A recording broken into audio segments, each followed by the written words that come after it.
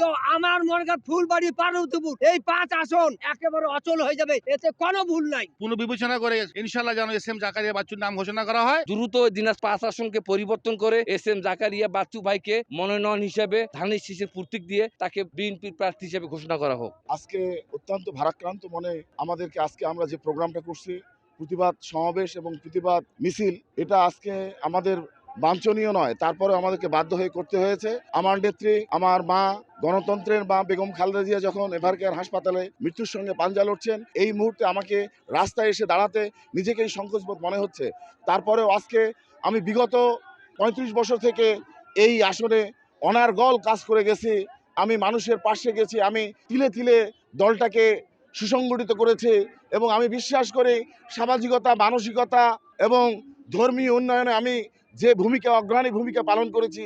আমি মনে করি আমার নেতা জনাব তারেক রহমান সাহেব অবশ্যই এই আসনটা পুনর্বিবেচনা করবেন, কারণ আসনটা দীর্ঘ ৫০-৫৪ বছর আমরা নিতে পারিনি, তাই এই আসনটা আমাদের খুব প্রয়োজন। আমাদের লোকগুলো আজকে ছোটবেলা থেকে বৃদ্ধ হয়ে গেছে, কিন্তু আমরা এখানে ক্ষমতার যে স্বাদ, ক্ষমতার যে কৃতৃত্বতা, এটা আমরা পাইনি।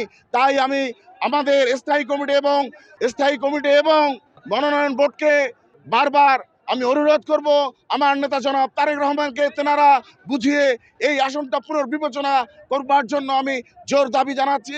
সর্বোপরি এই আসনের মানুষের যে একটা বাসনা, একটা আশা, এই আশাটার সার্থকতা অবশ্যই আমার নেতারা করবেন, এই আশাবাদ ব্যক্ত করছে। বর্তমান আমাদের দিনাজপুর পার্বতীপুর ফুলবাড়ি আসনে যাকে মনোনয়ন দেওয়া হয়েছে, তার মা জেলা শুরা সদস্য, এখনো তারা জামাতের ছত্রছায়া আছে। এই জামাতের প্রোডাক্ট, এই জামাতের প্রজন্মকে যদি আমাদের প্রজন্মের মধ্যে যদি বিষ করে দেওয়া হয়, তাহলে আমরা কোথায় যাব? আমার ঊর্ধ্বতন আমি যখন পার্বতীপুর উপজেলার ২৫ বছর যুব দলের সভাপতি আহ্বায়ক ছিলাম, বাচ্চু ভাই আমার সাথে ১৫ বছর যুব দলের সাধারণ সম্পাদক ছিলেন এবং তার যে ইউনিয়ন হাবড়া ইউনিয়ন, সেই ইউনিয়নের সে সভাপতি ছিলেন। যতগুলো মনোনয়ন প্রত্যাশী আছে পার্বতীপুর ফুলবাড়িতে কেউ করে নাই। অতীতে যে ৩৫ বছরের যে এমপি মন্ত্রী ছিল আমাদের পার্বতীপুরে, তারাও কিন্তু এই ধরনের উন্নয়নমূলক সমাজসেবক কাজগুলো করে নাই। আমি কর্মী হিসেবে চাচ্ছি দ্রুত দিনাজপুর ৫ আসনকে পরিবর্তন করে এস এম জাকারিয়া বাচ্চু ভাইকে মনোনয়ন হিসেবে ধানের শীষের প্রতীক দিয়ে তাকে বিএনপির প্রার্থী হিসেবে ঘোষণা করা হোক। আকুল আবেদন সংশ্লিষ্ট কর্তৃপক্ষের কাছে পুনর্বিবেচনা করে ইনশাআল্লাহ যেন এস এম জাকারিয়া বাচ্চুর নাম ঘোষণা করা হয়, এবং এস এম জাকারিয়া বাচ্চুর নাম ঘোষণা করলে ইনশাআল্লাহ এই সিটটা আমরা বিএনপিকে উপহার দিতে পারবো। জনগণ এখন রাজপথে নামে গেছে, ২ দিন তো অনেক সময়। আমার কথা এই ২ দিনকার ভিতরে বাচ্চু ভাইকে যদি নমিনেশন ফিরিয়ে দেওয়া না হয়, তো আমার মনে করেন ফুলবাড়ি পার্বতীপুর এই 5 আসন একেবারে অচল হয়ে যাবে, এতে কোনো ভুল নাই।